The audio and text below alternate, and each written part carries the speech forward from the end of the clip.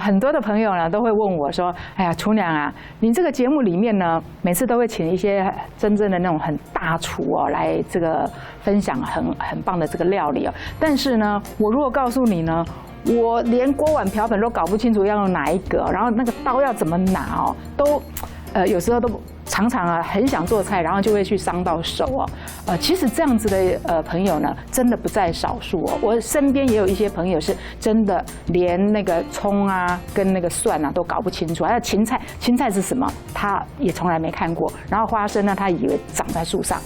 这样的朋友呢，他就会很想要我们的节目呢，可以分享一些新手也可以煮出呢一桌下叫的哦。 嫩鸡烧豆腐的食材有油豆腐、去骨鸡腿肉、蒜末、葱段、酱油、细砂糖、蚝油跟水。那这个鸡腿呢，就已经是去掉骨头的，对，去骨鸡腿，然后也都切块切好，对，切块切好了。 那就是锅子热的时候呢，我们就直接把鸡腿放下去，不用放油哦，不用放油。对，因为呢，它有鸡皮，鸡皮本身就会有油脂。尤其台湾现在养的这个鸡哦，都特别的肥哦，那个油哦也很厚哦，所以我们这时候呢就不需要呢再多放油了。而且我蛮推荐吃鸡肉，鸡肉的蛋白质含量是非常高的。哦，对，所以成长中的孩子，我们都想说应该是缺钙才会长不高。其实我看到一篇医学报道，他说蛋白质才是主要原因。 对，这一点我比较愿意相信你啦。为什么？看他今天带来的儿子哈，哇，又高又帅。我问他说：“弟弟你几公分？”哎，他就很害羞的说：“184公分的样子，应该没记错。”而且才要升高一呀。他妈妈说：“求求你别再长了，你可能190就停了。”但是我看以花妈这个高手的料理来讲呢。 大概他儿子会长到200公分，我想太可怕了。他儿子在旁边吓到，可能等一下回去要蒙着棉被大哭了哈。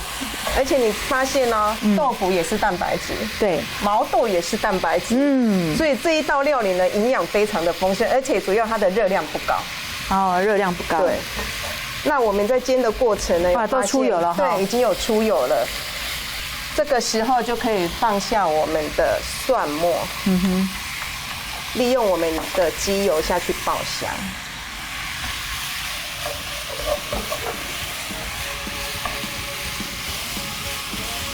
在这边跟大家分享一个做法，就是花妈说她只要买到的是油豆腐呢，回来之后呢，她都会用热开水，对，把多余的油分呢，把它刷一下哈，就是涮一下，这样子的话呢，扒附在这个豆皮上面的油分呢就会比较少。 然后这个时候呢，我们就可以把油豆腐放下去，一起拌炒。那一样哦，我的油豆腐在前一天一样，我就放在冷冻库。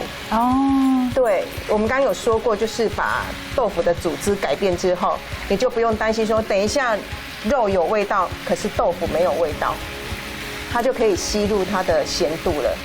观众朋友学到了吗？今天的这个 pebble 好，就是我们的这个豆腐啊，不管是卤的豆干，或者是刚刚从外面买回来这个油豆腐呢，花妈会建议大家先放在冷冻库冻1个晚上吗？可以啊，前一天先买起来，你冻就是有冻过就 OK。对。那但是这个油豆腐可能冻之前先把油对稍微刷一下，对不对？对。 那这个时候加一下我们的酱油膏、蚝油，对，蚝油比较偏甜一点，给我一点水，来，好，不够的话这边还有，没关系，我们只要一点点的水。哇，加了蚝油真的是很提鲜哈。对，加了蚝油之后，我们就不用再用酱油了。对。 那味道的话，你也可以就是稍微去调整，看是要再甜一点还是咸一点。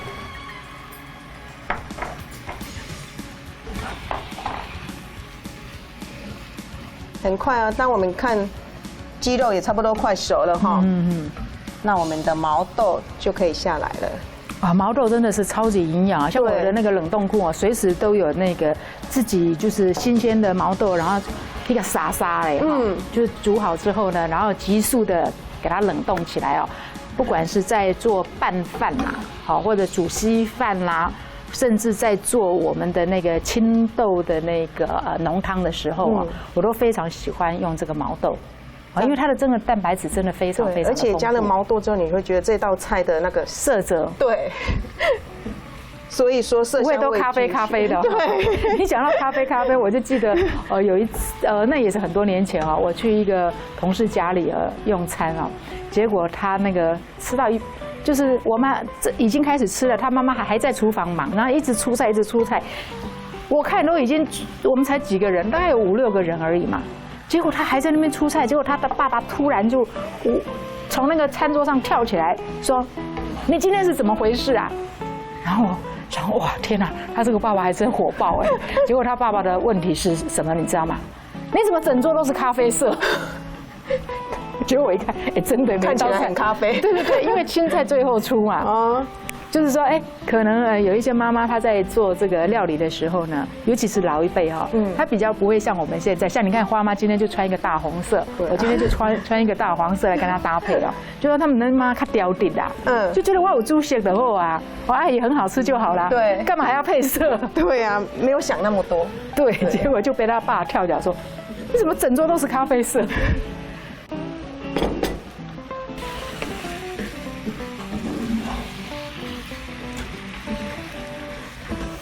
好，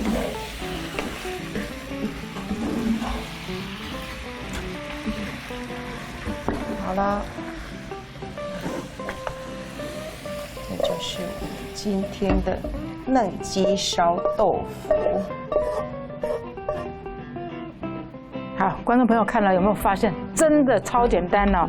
套一句这个行话，简单到不想做。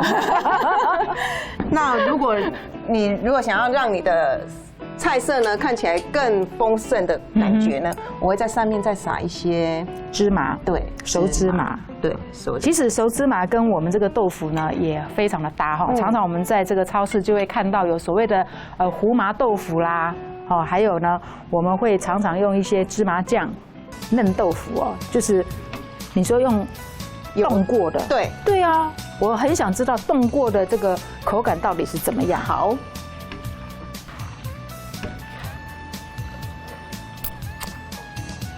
哎，真的耶！我刚刚没有用咬的，我用吸的，里面都吸满汤汁。对，哇，这个方法，观众朋友真的要学起来。哎，我也是今天才学到的哦。真的？你怎么发现的？我怎么发现哦？就有一次就是买很多，然后觉得一次没有办法煮那么多，我就想说要豆腐的东西放冷藏很容易坏掉。对，我就把它放在冷冻库。哎，结果下一次再拿出来煮的时候，发现它跟那个我们所谓的冻豆腐的组织一样，改变了它的组织。冻豆腐也是冻过嘛，对，所以我们在吃火锅的时候很喜欢吃冻豆腐。对，因为冻豆腐很容易吸汤汁。哦，我发现很多的妈妈呢，在厨房里面呢，都会像变魔法一样，哎，真的。你看，你这个也是无心插柳。对啊，我们如果是没有经过冷冻的这道工序的话，对，其实通常里面杯杯，然后也没有什么味道，然后吃起来就会觉得不够咸。对，哇，热腾腾的卤豆干，你吃过吗？琼两香优秀，请你吃这一盘哦，热腾腾的这个卤豆干哦。花妈来，我们这个漂亮的花妈，其实今天呢真的是很辛苦哦。一大早呢，其实工作人员那时候都还没到，花妈已经先到了。她还从高雄，然后她非常乖巧的这个宝贝儿子呢，还一路保护妈妈，从高雄这样子啊，坐到这个台北来哦。为了呢跟全球的观众朋友分享呢，这么好吃的这个幸福料理哦，今天真的非常非常的感谢他。好，那希望呢，不管你是不是新手呢，我相信今天这2道的这个豆腐料理呢，应该你们都会喜欢。那至于下次花妈要给我们带来什么样的这个料理呢？我们要锁定新唐人电视台。今天非常感谢花妈，谢谢你，谢谢琼娘。